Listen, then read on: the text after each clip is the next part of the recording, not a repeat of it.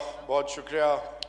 Budget 2021-22 और आज का पाकिस्तान और माजी में जो रियासती इक़दामात थे जो मुख्तलिफ पॉलिटिकल पार्टीज़ ने इक़्तिदार में रह के रियासत के लिए और पाकिस्तान के लिए किया, और जिस पर ऑपोजिशन को पूरा हक है कि वो दलील से और फैक्ट्स एंड फिगर्स के अलावा डेटा के साथ अपना मुकदमा इस ऐवान में लड़ें और पाकिस्तानी कौम को बताएं कि आज का बजट या पहले दिन से लेकर अब तक आम पाकिस्तानी और पाकिस्तान के सब जिलाली परचम के साथ जो किया वो आज आपके सामने मैं रखूंगा।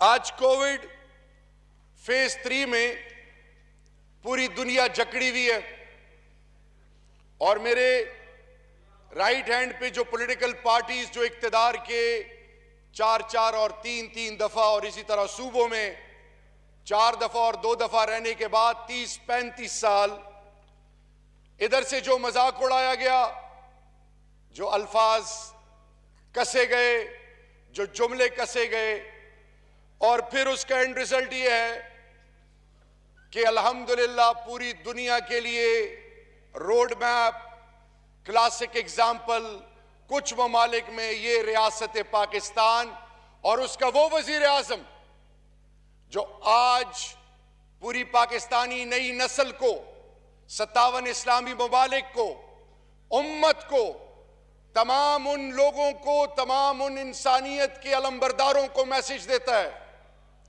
कि खातिमुन नबीन हज़रत मोहम्मद मुस्तफ़ा सल्लल्लाहु अलैहि वसल्लम के नाम से और उनकी अजमत को सलाम कि नबूवत से पहले जिस तरह वो सादिक और अमीन, और आज पूरी दुनिया इमामुल अंबिया जिनको रहमतुल लिल आलमीन, जिन पर सब कुछ कुर्बान, मदीना की रियासत के खदोखाल, मदीना की रियासत की बुनियाद, मदीना की रियासत में आम आदमी की इज्जत, उसका जो आज मैसेज दिया। और फिर वो लोग जो आज उनका मजाक उड़ा रहे हैं, जो आज जुमले कस रहे हैं, कोई सेलेक्टेड कहता है, कोई नाअहल कहता है, कोई हमें कहता है कि जी इनके पास टैलेंट तो छोड़े, ये वो लोग हैं जिनको किसी चीज का पता नहीं। तो आज मैं थोड़े से फैक्ट्स फिगर्स रख दूं और मैं चाह रहा था कि आज ये बैठे होते इसी ऐवान में 2014-15 में मुस्लिम लीग नून की हुकूमत में चौधरी निसार ने कहा कि इस्लामाबाद में ब्लैक वाटर्स के इतने इतने घर हैं और हम कोशिश कर रहे हैं कि सब ठीक हो जाए। इसी तरह पाकिस्तान के अड्डे दिए गए, पाकिस्तान के अड्डों के अलावा कोलैटरल डैमेज के नाम पे ड्रोन्स अटैक होते थे, और पश्तून और बलोच और वो कौमें जो इस मुल्क की बुनियाद हैं, उनकी इज्जत और नामूस, उनके हवाले से कोई फैसले नहीं, उनको हक देने का कोई फिक्र नहीं। फर्स्ट लाइन ऑफ डिफेंस जिन्होंने सब कुछ कुर्बान किया, उनको बुनियादी हकूक से ना सिर्फ दूर रखा गया, बल्कि जब उनके मदरसों पे, उनके घरों पे, उनके हुजरों पे उनके गले कट रहे थे, उनको मारा जा रहा था, और तो छोड़ें आवाज नहीं निकलती थी। यानी ड्रोन अटैक्स 2004, 2008, 2008 से 2013 तक 340 ड्रोन अटैक्स, 2013 से 2018 मुस्लिम लीग नून 61 ड्रोन अटैक्स। जनाब स्पीकर, ड्रोन अटैक्स में कोलैटरल डैमेज में जो कुछ हुआ वो तो पूरी कौम के सामने है।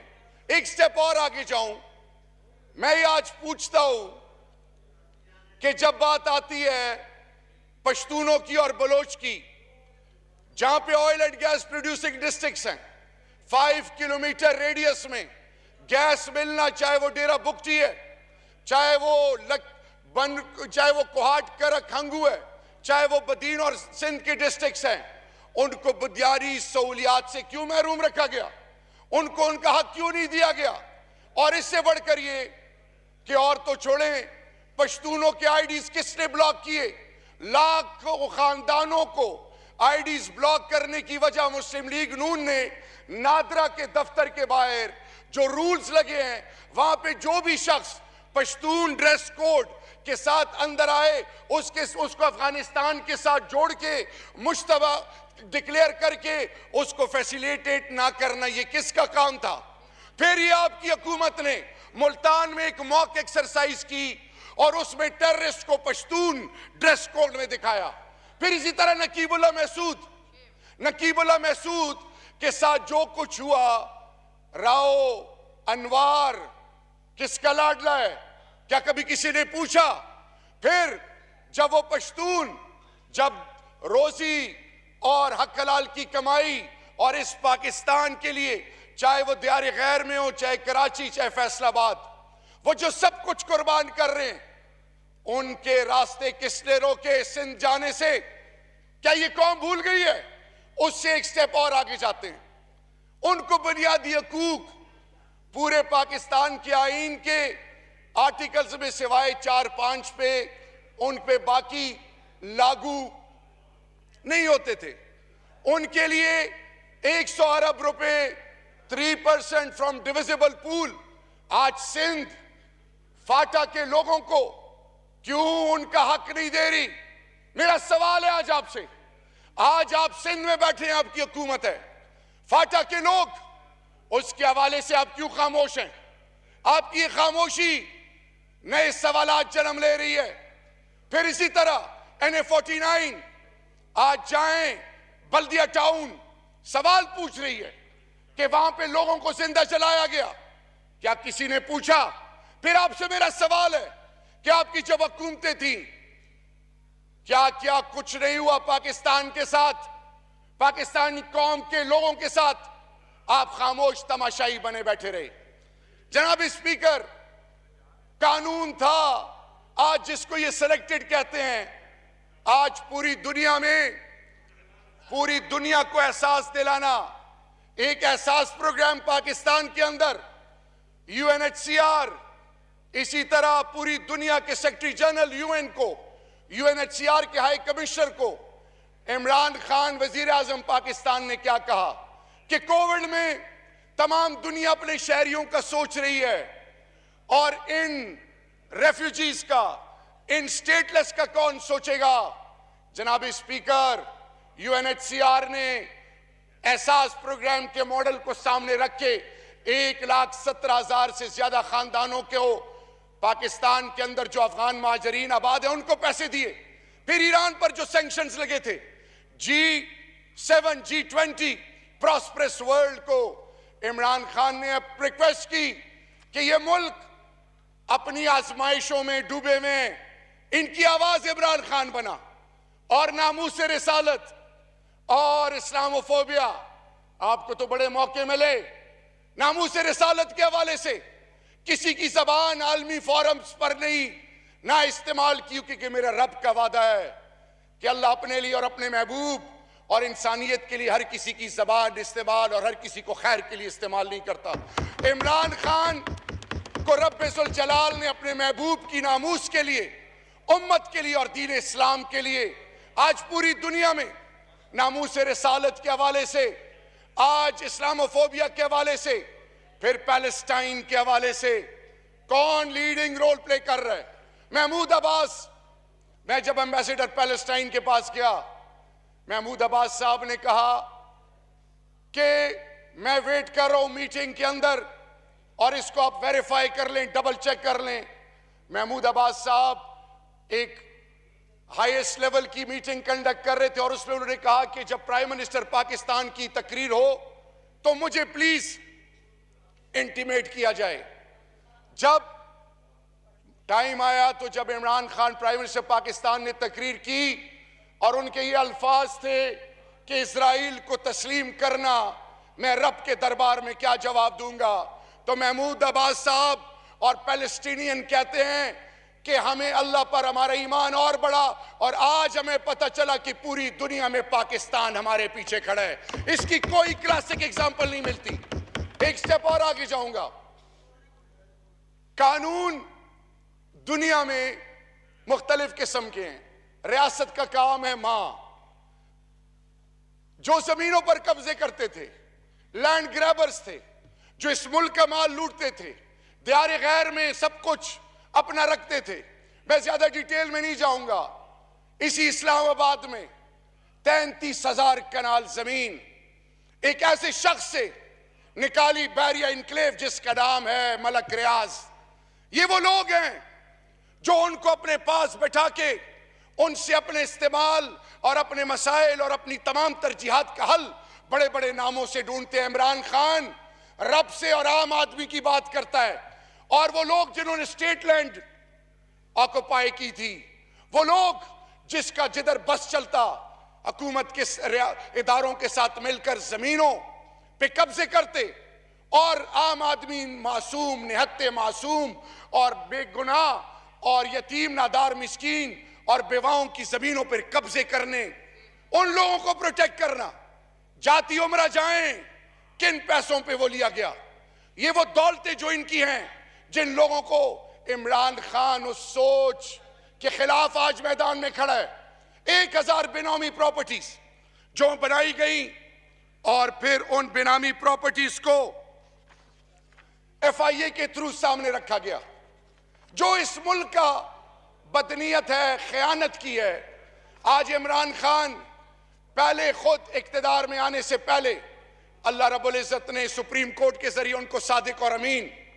जनाब चेयरमैन, आज मेरा सवाल है इन पॉलिटिकल पार्टी से जो बड़े दावेदार हैं, आज ये अदालतों से क्यों भाग रहे हैं? अगर अदालतें इनको बुलाती है तो तमाम चीजें दलील के बेस पे क्यों साबित नहीं कर रहे? पूरे पूरे खानदान बाहर बैठे हुए हैं। बाहर तो मिसाइल रिलेटेड कि ये मिसाइल वो था जो हमने इसको मैन्युफैक्चर किया था और बाद में इस तरह किया। फैटफ के दिनों में कैसी ऐसी बात साहब का वजीर आजम कैसे कर सकता है? और फिर वहां पे बैठ के लबकुशाई कश्मीर के हवाले से नहीं होती, लबकुशाई पैलेस्टीन के हवाले से नहीं होती। तो जनाब स्पीकर, एक और इदारा, डर और खौफ का ये आलम, इमरान खान उस हिम्मत और शुजात का नाम है INGOs। इस मुल्क के अंदर मुख्तलिफ शक्लों में लोग काम करके फेडरेटिंग यूनिट्स में जाके, आपके मजहबी मकामात पे जाके, मदरसों, इमाम बारगाहों में जाके होलिये बदल के कहते कि मुसलमान औरत को 4 शादियों की इजाजत क्यों नहीं है? आपको शरीयत में आपको शरीयत में प्रॉपर्टी इक्वल राइट्स क्यों नहीं मिले? और जन्नत में मर्दों के लिए हूरें होंगी, आपके लिए क्या होगा? ऐसे INGOs जो शरीयत के नाम पे, मेरे मुल्क के अंदर मसाले के नाम पे वो तमाम चीजें जिसको वायलेट करते रहे, ये क्यों खामोश रहे? शायद खकान अब्बासी साहब का वजीर आजम, जो भी था इस पाकिस्तान का वजीर आजम था, अमेरिका के एयरपोर्ट पे उनके साथ क्या हुआ? इनकी गैरत कहां थी? रियासत पाकिस्तान ने, नए पाकिस्तान में इमरान खान ने फैसला किया कि INGOs हो, जो भी हो, law of the land is supreme. जब कोई इदारा INGO किसी मुल्क से क्यों ना हो, वो पाकिस्तान के कवायद और जवाबित रूल्स को फॉलो नहीं करेगा, वो पाकिस्तान में फंक्शन नहीं करेगा। उनको कहा गया कि 90 डेज के अंदर आप वापस जाएं, दोबारा कंप्लायंस करें और फिर पाकिस्तान में आए। आप लोग क्यों खामोश रहे? ये जो शिया सुन्नी देवबंदी बरेलवी, ये आज जो दस्तो गरेबान मुसलमान नजर आ रहे हैं, और आज एंजेला मर्केल बाहर बैठ के कहती है कि मुसलमानों तुम्हारा तो एक खुदा है, एक कुरान है, एक पैगंबर है जिस पर आप सारे मुत्तफिक हो, क्यों डिवाइडेड हो? आज एंजेला मर्केल ये भी कहती है कि अगर मुसलमान एक हो जाएं तो मुसलमानों के मसले हल हो जाएं। जनाब स्पीकर, ये वो तमाम चीजें हैं कि आज मेरा भाई खुरम दस्तगीर भाई कश्मीर के हवाले से बोले, Hurriyat all parties Hurriyat conference के लोग क्या कहते हैं? क्या अफरीदी साहब, इन पार्टीज को समझाएं कि रब का वास्ता है, ये ना कहें कि सौदा हो गया कश्मीर का। वो जो फ्रीडम फाइटर है, वो लोग जो मकबूजा कश्मीर में लड़ रहे हैं, जो सब कुछ कुर्बान कर रहे हैं, उनकी हिम्मत खत्म होती है। आज मेरा इनसे सवाल है, आप जब इक्तिदार में थे, आपने अजमल कसाब के बारे में जो किया, फिर आपने जब मुंबई अटैक्स हुए कि पाकिस्तान के ISI का चीफ एग्जीक्यूटिव जाएगा, ये वो जो बातें कौम नहीं भूली। आज आपसे मेरे ये सवालात हैं कि कश्मीर कमेटी पे जिनको चेयरमैन आपने बनाया था, उनके जरा मैं अपना किस्सा सुनाऊं। वो 2014-15 में अकरम दुरानी साहब और अमीर हैदर होती साहब को, मैं वहां कोने में बैठता था, उनको भेजा और उन्होंने कहा कि अफरीदी साहब, आपको रिक्वेस्ट है कि PSDP में कोई फंड्स नहीं है जनूबी अजला के लिए और खैबर पख्तूनख्वा के लिए, आप हमारे साथ बैठें, हम इलाके की तरक्की की बात करेंगे। हम इस्लामाबाद क्लब गए, PTI के तमाम MNAs गए, चेयरमैन तहरीक इंसाफ से हमने उस वक्त जिक्र नहीं किया, क्योंकि हमारा रिवाज दस्तूर कहता है कि पहले इलाका बाद में कोई और। जनाब चेयरमैन, जब तमाम बातें हुई, वो खुद चेयरमैन बने और उन्होंने ऐलान किया कि कमेटी का जनरल सेक्रेटरी ये होगा। उसमें तमाम पॉलिटिकल पार्टीज थी। गुलजार खान का रोल उसमें कलीदी था, मरहूम। जब थोड़ी देर बाद मुझे चेयरमैन पाकिस्तान तहरीक इंसाफ की कॉल आई कि शहरयार ये TV पे कुछ चल रहा है। मैंने कहा जी इमरान भाई बिल्कुल चल रहा है, ये इलाके की तरक्की के हवाले से बात थी, गोमलजाम डैम और बाकी तमाम तरक्याती प्रोग्राम। उन्होंने कहा कि 48 घंटे में आपको रिजल्ट मिल जाएगा। 24 घंटे बाद अकरम दुरानी साहब फेडरल मिनिस्टर बना दिए गए और इसी तरह उनके हैदरी साहब को चेयरमैन, डिप्टी चेयरमैन के लिए नामजद किया गया। आज साउथ ऑफ खैबर पख्तूनख्वा, मैं हैरान हूं कि यहां से अकरम दुरानी साहब के बरखुरदार मुझे कहते हैं कि इंडस हाईवे की बात करें, फिर जब CPEC की बात करें, एहसन इकबाल जो यहां के एरिस्टोटल है, उन्होंने जब हम चाइना गए तो हमें जो प्रेजेंटेशन दी मैम लिली ने कि जो वेस्टर्न रूट है इस पे हालात सही नहीं है, इस पे कोई कंस्ट्रक्शन ना हो। यानी शोब से लेकर इसी तरह वाना और वाना से लेकर DI खान, बनू, करक, कोहाट और आगे पेशावर, इनके तरक्याती काम निकाल दिए गए थे। इंडस्ट्रियल जोन उसमें शामिल नहीं था। ये आज हमें जानी खेल और बक्का खेल की बातें कर रहे हैं। अगर आपको जानी खेल और बक्का खेल का इतना एहसास होता तो मैंने नवाज शरीफ साहब से इस फ्लोर पे क्वेश्चन पूछा था कि एक ईंट मुझे बताएं जो क्वाड से DI खान में आपने लगाई हो। खुदा के लिए बुलंदोबान दावे ना किया करें। इसी तरह मदरसों के बच्चे, 34,000 मदरसे, उन बच्चे वो जो स्कूल मदरसों में जाते हैं, वो आम तबके से उनका ताल्लुक है। रियासत ने उनको नहीं किया था। एक सिलेबस, इमाम मस्जिदों में इमाम साहिबान, चाहे वो जिस स्कूल ऑफ थॉट के हों, उनको वजीफे इंटरमीडिएट तक कुरान और कुरान को बाकायदा तशरीह के साथ पढ़ाना। इसी तरह रूहानियत पे यूनिवर्सिटीज, इसी तरह आर्टिफिशियल इंटेलिजेंस। वो लोग जो दुनिया पाकिस्तान को ड्रग्स के साथ जोड़ती थी, पाकिस्तान वो कंट्री बना कि आज वो पूरी दुनिया को आर्टिफिशियल इंटेलिजेंस के जरिए डाटा दे रही है कि जिस मुल्क में जो शख्स भी ड्रग्स में इन्वॉल्व हुआ हो, वो किसी एयरपोर्ट पे इमिग्रेशन के लिए खड़ा हो, उसके डॉक्यूमेंट्स के अलावा उसके फेशियल रिकग्निशन से उसको पहचाना जाए। जनाब स्पीकर, इसी तरह सेफ्रॉन, अफगानियों को लोग भूल गए थे।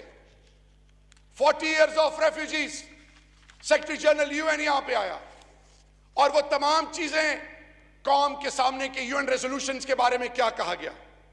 मैं आज आपके सामने 10 डैम्स जो प्राइम मिनिस्टर इमरान खान, इसका इनिशियल रिजल्ट नहीं आएगा, इसका रिजल्ट बाद में आता है, तो इसको भी छोड़ दें। 260 अरब वो जो आम पिसे हुए तबके के लोग हैं, जिनको हकूक को आपने पामाल किया, जिनको आपने ओन नहीं किया, थाना कचहरी में लूट मार में उनके बुनियादी हकूक को जब आपने छीना, तो उनकी मदद के लिए कौन आया? Prime minister Imran Khan.